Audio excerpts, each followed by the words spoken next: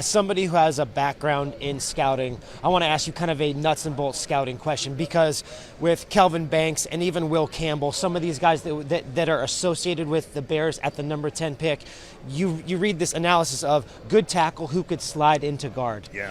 From a scout's perspective, can you tell fans what kind of traits make a career tackle like Kelvin Banks able to slide into guard? Yeah. Well, what does that take? You want a player that plays tackle. You're like, oh, he's definitely a big-time bona fide left tackle. So once you start that guard, well, he could be a guard. That means there's some limitations on the edge which means, can he move out there in space to protect those against the speed, against athletes? Does he have the length to keep people at bay? That's the question with Will Campbell is the length, and he's going to get measured his arms.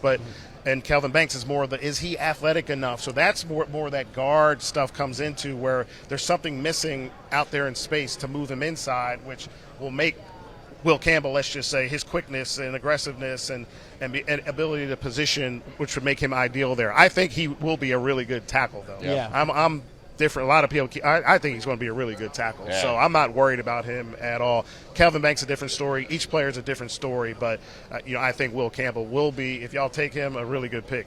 Especially from a scouting perspective as well, too, and a front office perspective. You see guys that kind of rise and fall at the combine, right? You get your measurements come out, and it could be a limitation. It could be something that boosts them, right? Yeah, yep. How important is it for you guys to evaluate stuff at the combine, but then also taking the full body of work as well? I always believed in 95, 96% is what they did on the field. Once guys start getting created after the season because of what they run and jump, things that have nothing to do with how they play, that's where, if you look back, I laugh. Every year they come out with the top 10 fastest guys of the combine all the time, right? Every year. You look at that list, it hasn't changed. None of these, maybe one good player in there, but every year we're going to talk about somebody's going to go out there and run a 4.3, and we're going to talk about he's going to be can we just go back and look at history of the top 20?